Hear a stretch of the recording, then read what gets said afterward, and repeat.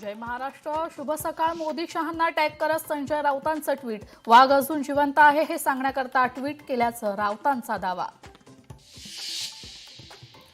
शक्तीपीठ महामार्गाच्या रास्ता रोको आंदोलनाच्या पार्श्वभूमीवर कोल्हापूर पोलिसांकडून स्वाभिमानी शेतकरी संघटनेचे संस्थापक राजू शेट्टी यांना नोटीस लागू.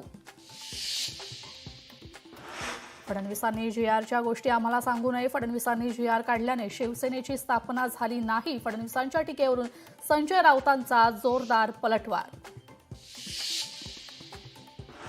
विरोधी पक्षनेते पदासाठी आपलं नाव आघाडीवर. ठाकरेंच्या शिवसेनेचे भास्कर जाधव यांचा दावा. पण अद्याप विरोधी पक्ष नेतेपदाचा चेंडू अध्यक्षांच्या कोर्टात.